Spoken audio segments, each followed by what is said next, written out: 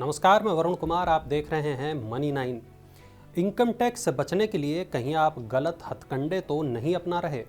हो सकता है कि आप में से कुछ लोग सोचें कि हाँ, थोड़ी बहुत चालबाजियां तो कर लेते हैं और टैक्स विभाग को पता भी नहीं चलता। दिमाग में आता होगा कि हर साल लाखों करोड़ों रिटर्न फाइल होते हैं, अब अधिकारी कहाँ तक एक एक केस चेक कर पाएगा। तो भाई, बात ऐसी है कि आपकी खुशफहमी के दिन अब बीत गए हैं। वजह यह है कि इनकम टैक्स डिपार्टमेंट ने टैक्स चोरी पकड़ने के लिए मैनुअल के साथ साथ अब मशीन को भी लगा दिया है। मशीन यानी सॉफ्टवेयर। सरकारी अफसर एक पोर्टल इनसाइट का इस्तेमाल इसके लिए कर रहे हैं। ये पोर्टल रिस्क पैरामीटर्स के आधार पर भारी भरकम डेटा में से टैक्स चोरों के नाम निकालेगा और सरकार को देगा, यानी एल्गोरिदम का इस्तेमाल होगा। अब आप सोचेंगे कि इनसाइट पोर्टल पर डेटा आता कहां से है। तो बैंकों से लेकर सीबीआई, ईडी, विदेशी एजेंसियों और थर्ड पार्टियों से डेटा लेकर इस पोर्टल पर डाला जाता है।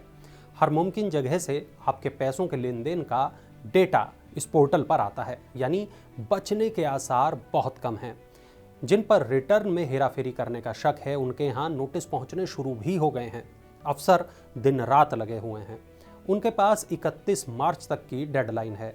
इस डेडलाइन के पीछे चक्कर यह है कि 50 लाख रुपए तक की टैक्स चोरी के शक वाले मामलों में आयकर विभाग नोटिस केवल 4 साल तक ही भेज सकता है।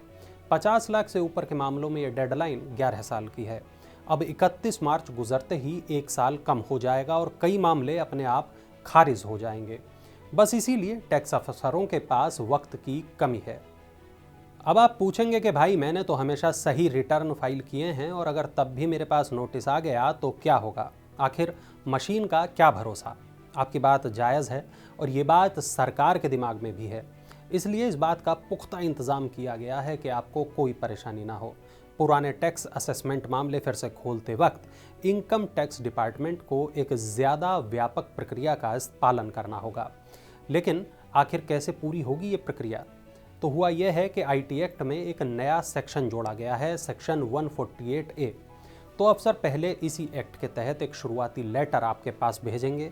इसमें लिखा होगा कि भाई, आपका फला असेसमेंट ईयर को लेकर गड़बड़ी दिख रही है। इसमें आपसे जवाब मांगा जाएगा। आपको 1 हफ्ते के भीतर इस नोटिस का जवाब देना होगा। अगर अफसर आपके जवाब को वाजिब मानते हैं तो जाहिर है आपको चिंता की कोई ज़रूरत नहीं। लेकिन अगर ऐसा नहीं हुआ तो फिर आगे की कार्रवाई होगी। आप पूछेंगे कि आगे की कार्रवाई यानी क्या? जवाब ये कि टैक्स अफसर आपके उस असेसमेंट ईयर के लिए फिर से री असेसमेंट का नोटिस जारी करेंगे, यानी आपकी टैक्स देनदारी दोबारा तय होगी। आपके लिए अच्छी बात यह है कि हर एक एसएससी के पास टैक्स अफसर के सामने अपनी बात रखने का पूरा मौका होगा। पहले ऐसा नहीं था। इससे एक बड़ी राहत ये भी मिलने वाली है कि टैक्स को लेकर कुछ कानूनी मुकदमों का अंबार नहीं लगेगा और आयकरदाता के लेवल पर ही मामले सुलझ जाएंगे।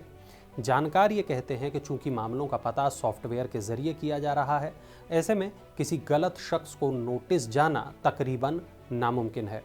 टैक्स इंडिया ऑनलाइन के एडिटर शैलेंद्र कुमार ये कहते हैं कि इस पोर्टल का इस्तेमाल से किसी के पास बिना वजह टैक्स का नोटिस नहीं जाएगा। साथ ही टैक्स अफसरों की मनमानी भी रुकेगी। इससे नए मुकदमों में भी कमी आएगी।